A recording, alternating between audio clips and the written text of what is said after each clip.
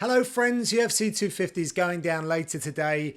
Now, Dan and I did an Inside the Octagon for the main event. We also did an Inside the Octagon Extra as well, but I wanted to talk to you guys about the bantamweight picture.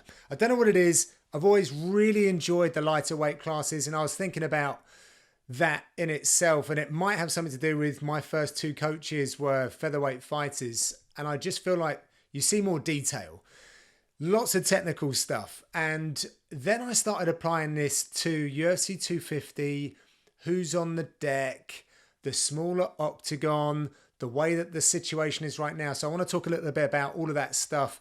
And then we're going to get into a few of the fights and what I like about them. So right now, the bantamweight division is electric. It's open. And it's been a bit of a strange one for the guys at the top of the division because the last two champions have really been given the opportunity to fight outside of the division, which has meant that their rise has perhaps been slowed a little bit. Then we come to the pandemic. Now, I'm not sure what that has meant exactly individually for each fighter, but what it's meant is we've had a little bit more inactivity.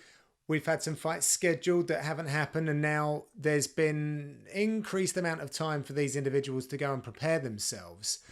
But we're going to be in the Apex. There's going to be a smaller octagon. There are going to be no fans. Who does that benefit? Now, when Dan and I were talking about Felicia Spencer and Amanda Nunes, yes, I said Felicia this time, not Felicia, sorry.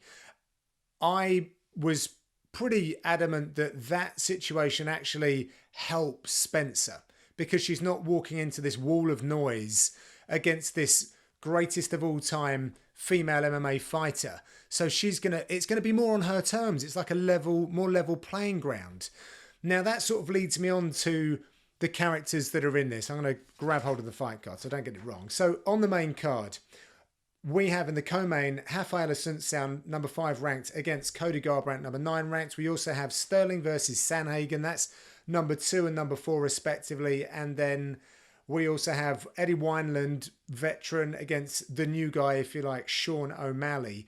Now, out of those fighters that are on there, Assunção, Sterling and Wineland are in the top 10 for total amount of fight time in the bantamweight division. So they've got so much experience. They're going to be used to the big stage. Does that mean that the opponents that they've got are therefore at an advantage? I'm not saying that necessarily. I just think that perhaps for Sean O'Malley, someone who came up on the Contender Series, was used to the smaller forum, that's going to be something that he's more used to than Eddie Wineland would be, who's been around for just so long. And I would imagine probably really does feed off of that energy. I think he's fought in Chicago a number of times in his career as well. The last time he fought in Vegas was against Brad Pickett, and that was I think it was anyway, and it was a decision. It was a close one, but again, the Vegas thing probably doesn't really mean much because, of course, it's not like a Vegas fight night or pay-per-view night atmosphere. Now, about the smaller octagon, and I think we need to be really considering this, but I don't know if I have the data to support much. What I found out is that 20% more strikes are thrown in a smaller octagon. And I also discovered that it is 44% smaller than the 30-foot octagon. That's massive. 44% smaller. So I think that really could impact the strategy, the game plan of these fighters, or it should do. It should do, right? You should be tailoring the way that you fight to this.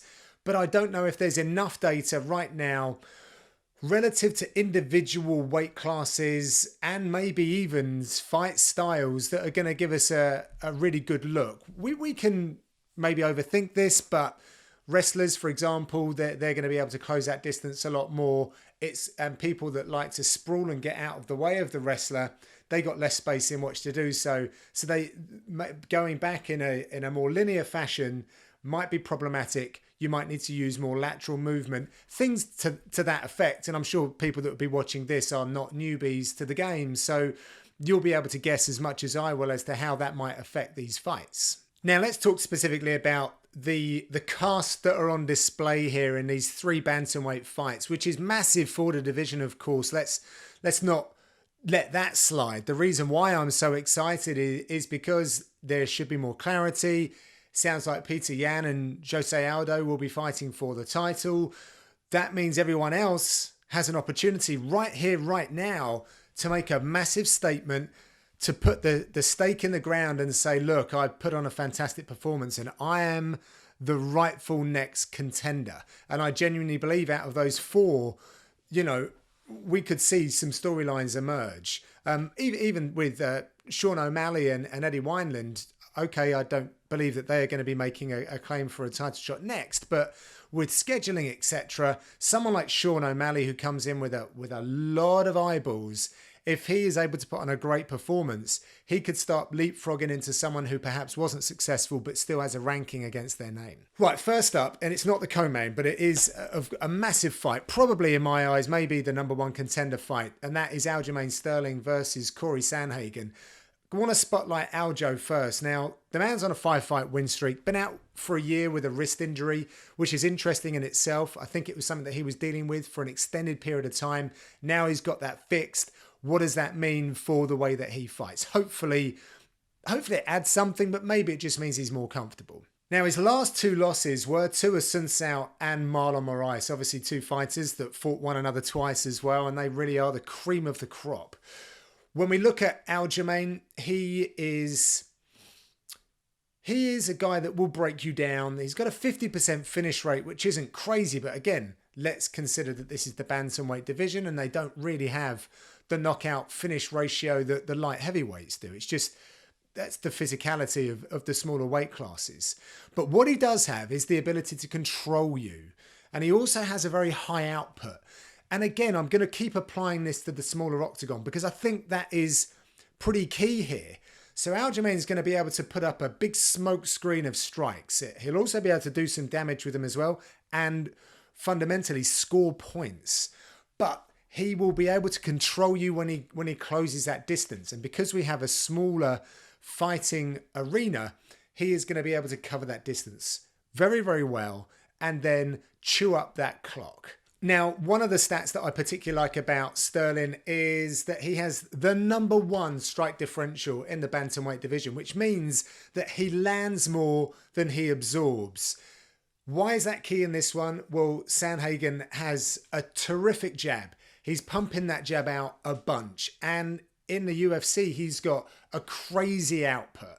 I think it's something like a 4 strikes per minute rate for Aljamain and something like 7 for San Hagen, which is crazy difference, but he does get hit a lot. In terms of the grappling, both fighters are very good. I think for me, Aljamain probably gets the nod because I've seen him go up against a higher level of opponent on more occasions. You know, he is a veteran. He is one of those guys that have been out there a lot more than the rest of the pack right now. As I said at the very top, you know, in the top 10 total fights in the bantamweight division, Aljamain is one of those. Like Wineland, Asuncao, and Aljamain, they're all in that pack. So despite his young years, we've seen a lot from him. But let's turn over to Cory San Hagen then, because there's a lot of excitement around this guy, and rightfully so. He comes from a camp that are popping right now. A lot of fighters are going out there to Colorado to really get the great coaching that they got. Obviously, the environment, the altitude,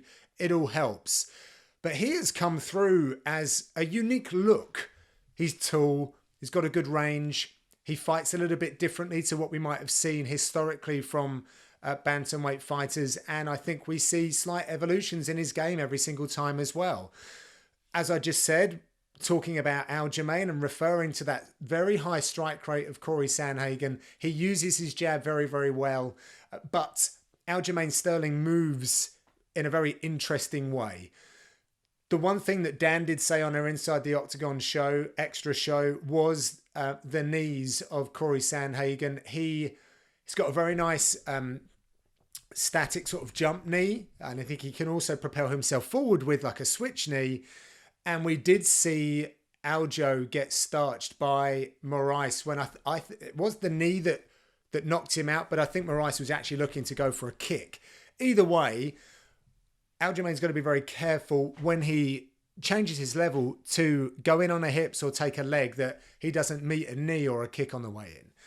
Cory San Hagen does definitely have that in his arsenal, but it's such an obvious thing to point out that I'm sure that the guys down at Serra-Longo and whoever else that Aljamain has been working with, they've looked at that. Having said that, however, statistically, San Hagen does have a pretty poor takedown defense percentage.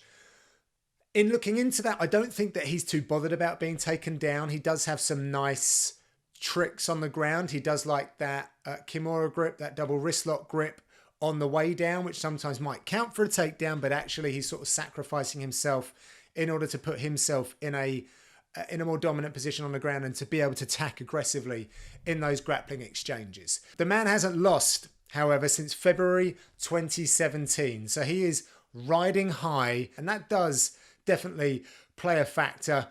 Really, really interesting fight. I love seeing different skill sets go up against one another, and I do believe that we have a very different arsenal of skills on both sides, both in a red and blue corner. So looking very much forward to seeing those two go toe-to-toe. Let's talk about the co-main then, with Assunção going up against the former champ Cody Garbrandt. And I'm going to speak about Assunção first because I love the way that he fights. I think he is such a great fighter to learn from, and he's just done everything. You know, win over TJ Dillashaw, second most wins in bantamweight history, the most decision wins, however, which kind of tells you a little bit about his game. But in that, he went on to put together a 7-fight win streak. So he can really do it all. And he can do it with the very best in the division as well. No doubt, in my mind, he has the skill set to be the UFC bantamweight champion, but he just hasn't landed the results when it absolutely counted. And now he's 37. So it really is sort of now or never, I think, for Assunção, but do not discount him. He has all the skills and more to hang with the very best in the division. A devastating loss to Cory San Hagen in his last time out, but, you know, he's got a big opportunity here against the former champion in a division that's now quite open, and we should have some clarity in going forward without a champion that was looking to defend 2 weight divisions. So Cody Garbrandt then, and he confuses me, if I'm honest. I love watching him. His rise was formidable. I really do. I like his shtick. I like everything about this guy, but I don't understand why he just hasn't been able to put it together recently. And I can only think that life has interrupted. You know, he's a married man.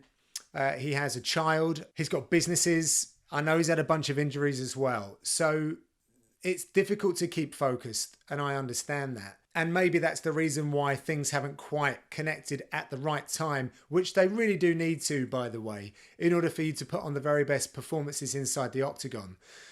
But that performance against Dominic Cruz just sits at the forefront of my mind every single time I think about Cody Garbrandt.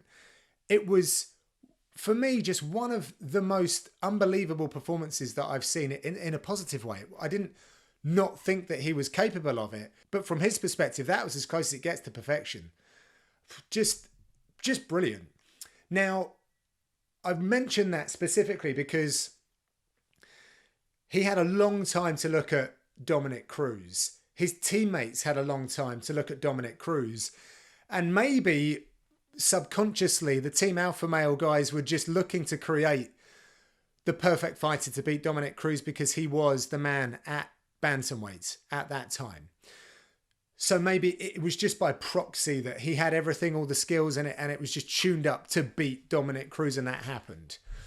Not sure if I fully believe that, but let's just consider that was just by accident. That's what happened. For this camp, Cody Garbrandt went down to see Coach Mark Henry, Ricardo Almeida, and they, of course, used to coach Marlon Moraes. Marlon Moraes faced Rafael Assunção on a couple of occasions, and they beat him. So I look at that and think Cody's coachable.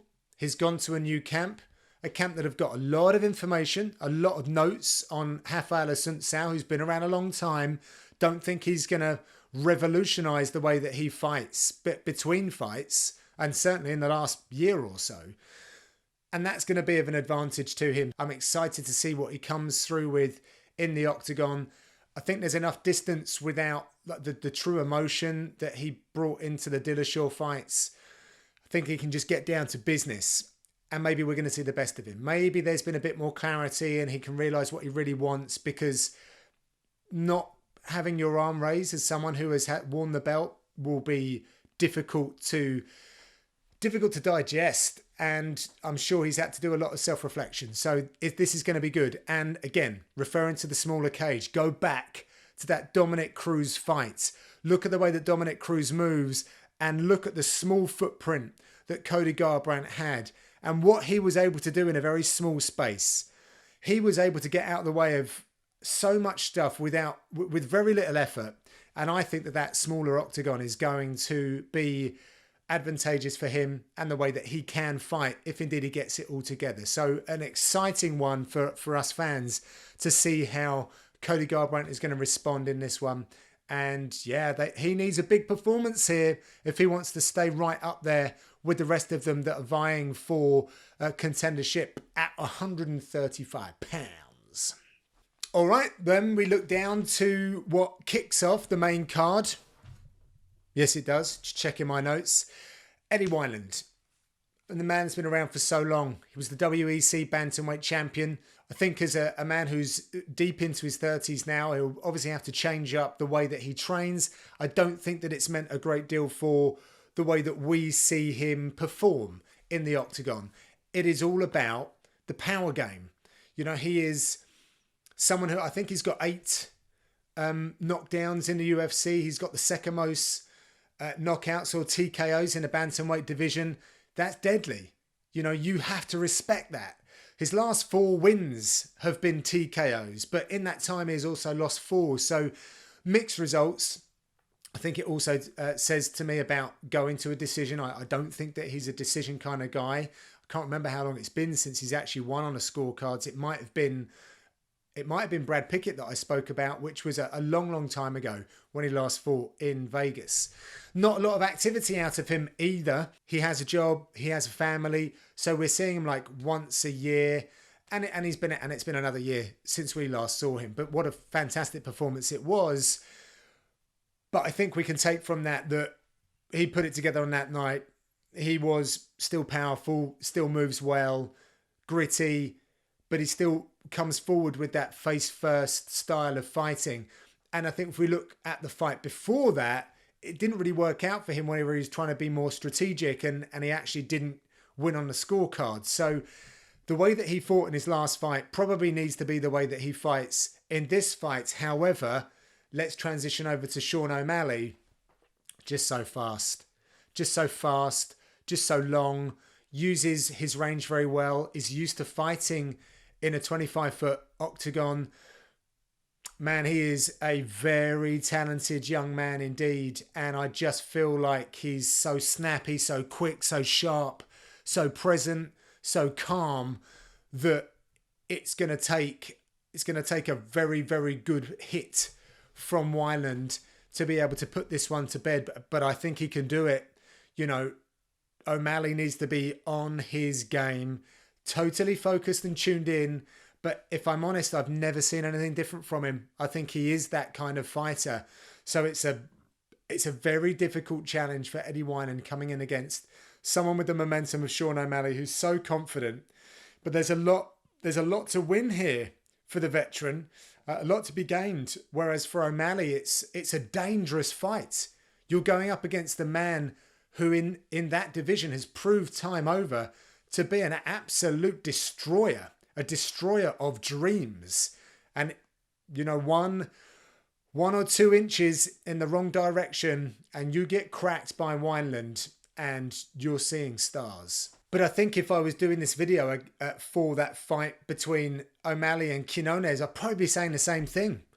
And look at the way that he dealt with him. So his speed, his distance management are going to be key. So that's my wrap up for the bantamweights. It's really exciting, and what an opportunity for all of those individuals that are fighting together on this card, probably looking over thinking who's going to emerge out of that fight. Might they be my next opponent? I'm pretty sure that the one who wins out of Aljamain Sterling and Cory San Hagen will be sitting there looking way beyond anyone else that's on this card, and at Peter Yan or Jose Aldo.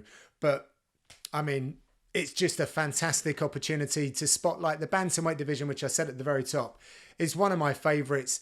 Deep talent pool, and I can't wait to enjoy the fights. I hope you do too. Thank you very much for watching.